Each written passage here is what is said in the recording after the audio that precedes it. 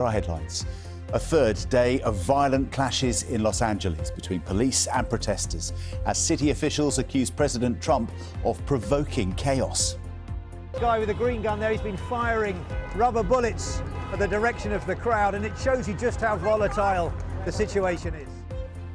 A yacht carrying Greta Thunberg and other pro-Palestinian activists has been intercepted by Israeli forces after it tried to reach Gaza.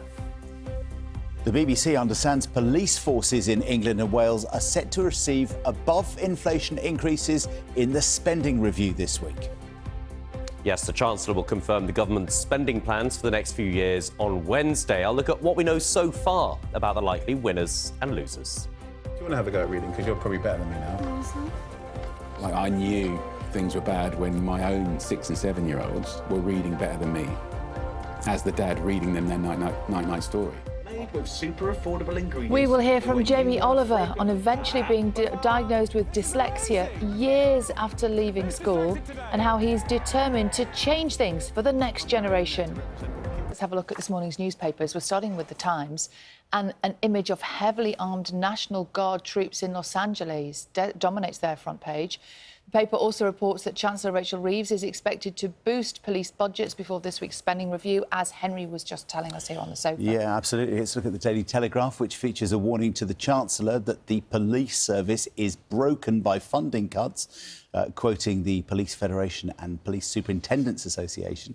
The paper also includes this photo of Emma Raducanu, head of the Queen's Club Championship, which starts today and will include elite female players for the first time in 52 years. John is there. We'll join him a bit later. Donor blood red alert is the headline in the Daily Mirror today, which reports that the NHS is facing the worst ever blood supply shortage. The paper includes a story of 4-year-old Isaac, who needs regular transfusions for a genetic condition. We all have our favourite snacks, don't we?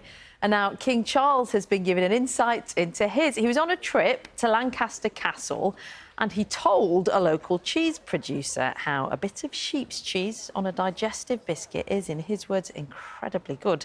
Gillian Hale from Butler's Farmhouse Cheeses said the King was so gracious, she's going to send him some in a goodie bag. Sounds lovely. Far be it from me to advise the King on snacks, but I'd put a little bit of chutney on the top. It's just been announced that the novelist Frederick Forsyth, famous for The Day of the Jackal, has died at the age of 86. After days of rioting in Los Angeles, President Trump defends sending in the National Guard, claiming the city would have been obliterated. An NHS trust is found guilty of health and safety failings over the death of 22-year-old Alice Figueiredo.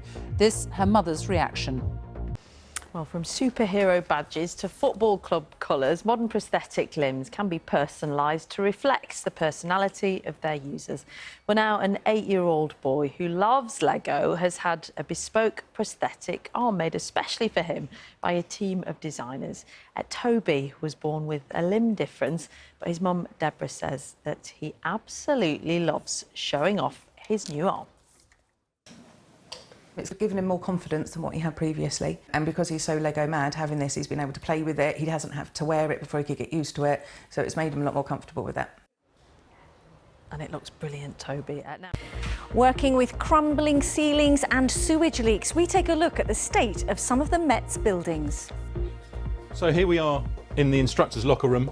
We had a leak from the 3rd floor, toilet water that came all the way down and ended up in their lockers. They warn half the Met's buildings face closure without more money from the government. Also tonight. What's this all about? That is not right. Yes, what is this all about? We tell you what happened when a man was seen running across the Heathrow tarmac metres from aircraft. Plus, fuelled by his own experience, Jamie Oliver cooks up a new campaign to help children with dyslexia. And this is Blue, and we're at Hammersmith Fire Station. Blue's been spending quite a lot of time with London firefighters recently. Find out why later in the programme. A 19-year-old from Tottenham who is serving a 1-year prison sentence after having sex with a 17-year-old British girl in the United Arab Emirates while both families were on holiday has formally appealed to the ruler of Dubai for clemency. Marcus Fakana was jailed in December because the age of consent in the UAE is 18. A man's been ordered to pay a total of £4,600 for dumping an old bed by the side of a road in northwest London. It's part of Brent Council's crackdown on fly tippers. He was caught leaving the bed alongside other rubbish on Queensbury Park Road in March last year. And people in Essex reporting wildflower species over the past 3 years have reached a new milestone. 100,000 wildflowers have been recorded in the name of science. The project, Essex BioBlitz, relies on the public submitting their observations to help researchers with valuable data about climate change. Now meet Blue, one of London Fire Brigade's new recruits. His owner says he's happy to be adored and made a fuss of and is very calm around people. That's why he's one of 6 new wellbeing dogs to help firefighters after traumatic call-outs. A lucky Victoria Hollins has been to meet him and has the story. Imagine a workplace where everyone's happy to see you, gives you attention and will probably feed you treats. Welcome to Blue's world. A well-being dog for London Fire Brigade. Dogs are fantastic. They don't judge. They just come over, they give you a cuddle. Blue loves being cuddled. He loves a butt scratch. Firefighters and emergency services workers do see some terrible things, and they found that animals can really help opening up. Lucy MacLeod is Borough Commander at Hammersmith and Fulham. She volunteered Blue, knowing how firefighters' jobs can often include traumatic events, difficult shift patterns and sometimes personal tragedy. Our job is to make sure that we signpost them to the right people to get the right help that they need, depending on what the situation is. You do need to be tough, and you do see things that are not very nice, and you don't go home and tell your people at home about those things because you don't want to affect them. Paw. Down. Paw. Paw. You need all sorts of tools to deal with mental health, and sometimes you come away from a job and you feel fine, and it takes a little while for it to actually start being processed. Having the dog as an icebreaker, people feel comfortable around dogs, and I think it just makes people just open up a little bit more, do you know? He's a friendly face, literally, that we can just sit down, have a chat with, and just it breaks down that boundaries for us and gets us talking. London Fire Brigade has 6 newly qualified wellbeing dogs. They work across London's 102 fire stations.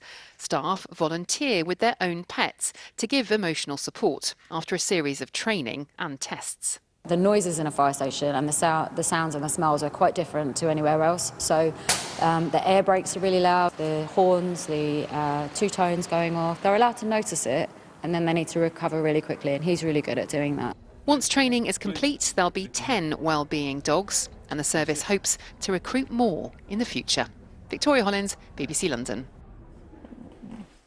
Aren't they great? Now, staying with animals for a moment, because I want to show you the live webcam of resident peregrine falcons at St Albans Cathedral, which may get even more viewers than usual. Let's have a quick look.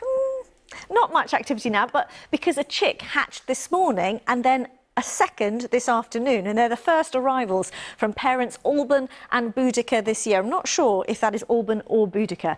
It was part of the second clutch after the first eggs were destroyed by someone in April. Hundreds of thousands are watching for one more to hatch, and I can confirm I was watching this earlier this afternoon, and I did indeed see the 2 chicks. So there's one more, I think, egg under there. So, yeah. Keep watching the live cam. But right now, let's turn to author Charles Dickens, who famously wrote stories extensively about London. This was 100 years ago today, and the official opening of the Charles Dickens Museum in Bloomsbury, the only surviving house where he lived and wrote his books. Well, today, to mark that centenary, there's been a chance to meet some of his living descendants in some historic rooms. And that is where we can join Assad this evening to find out more. Hi there. Riz, I'm in Charles Dickens' drawing room, would you believe, as it was in the 1830s, complete with original furniture, including That armchair, which we understand was one of his favourites, he used to enjoy sitting there in the evening in the corner of the room, penning some of the words to Oliver Twist. So it was a real thrill for me earlier today when I had the great-great-great-grandson of Charles Dickens reading some of Oliver Twist to me earlier. Watch this. Of this festive composition, each boy had one porringer and no more, except on occasions of great public rejoicing, when he had 2 ounces and a quarter of bread.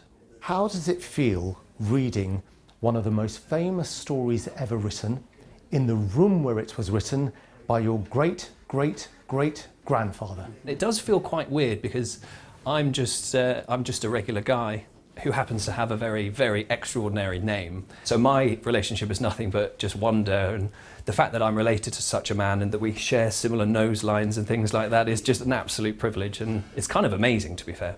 Hundreds of people came today to visit the only surviving London home and now museum of Charles Dickens. And today was special, not just because his family were there. We have a brand new display at the museum. So this is a photograph from the 13th of August 1870, so the year that Charles Dickens had died. And this was bidding on the items that he had left in his estate. In nearly every room, which looks as it did in the 1800s, was another descendant of Charles Dickens. That's unusual. But what isn't is the feeling that you're standing in the house of a genius who was so much more than a writer. He never forgot what it was like to be a poor and hungry child, and that informed so much of his work. He definitely managed to bring about legislation that has a huge effect on how we live today. A lot of the kind of acts that came into being, even if they happened after his death, they'd attribute it to Dickens's work. So as well as writing some of the best novels in the English language, Dickens helped establish the likes of Great Ormond Street Hospital in London and change the way the poor and needy are viewed and treated in society. Something the 9 Dickens family members celebrated today with other literary fans. And as is tradition, where there's a family get-together, you have to have that family photo. Cameron, smile for me. Yeah, and I'm joined now by Emma Harper, curator of the Charles Dickens Museum, also assistant director here. Thank you for letting us be here. You've had an extraordinarily busy day. I've seen queues of people from this morning waiting to get into the museum, which shows Charles Dickens is as relevant today as he's always been. Absolutely. It's been an incredible day. We've had over 1,000 visitors through the door. And I think, like you say, it just shows how relevant he still is. You know, he writes about characters that we still all know in our friends and families and off the streets, and writes about issues that still resonate with people today. And the world over knows Charles Dickens for his writing and storytelling. What people may not be aware of, though, is what Lucinda Dickens said earlier about how much he helped to change society to the one we're in now for the better. Absolutely. He was a great social reformer, and a case in point is the Christmas Carol. The whole reason he wrote A Christmas Carol was to promote and fight for the poor law reforms and to make them bigger and better. Originally he was going to write a pamphlet, and then he thought, no, a novel will have more of an impact, and so it has. And so it has. Now, you've got amazing items here. This one caught my eye a little bit earlier. It's called a reading desk. There's a bit of a story behind it. Yeah, so Dickens used to act out his stories. He would perform them to crowds in theatres, and he started doing this from behind a lectern, and he was like, no, just floating head here. So he designed his own reading desk so people could see the full power of his actions and his acting. And it's here in the museum. Now, 100 years ago today the museum opened. Hopefully it'll be here for another 100 years. If people want to get down, how do they do it? Yeah, we're open from Wednesday to Sunday, 10 till 5, and throughout our centenary year we're going to have lots of exciting exhibitions and events, so you can keep an eye on our website, dickensmuseum.com, and our social media. Emma Harper, thank you so much. Thank you again for letting us be here all day as well. It really is a terrific place, well worth coming down to. Back to you, Riz. Thank you. Yeah, fascinating insight. Asad, thanks very much.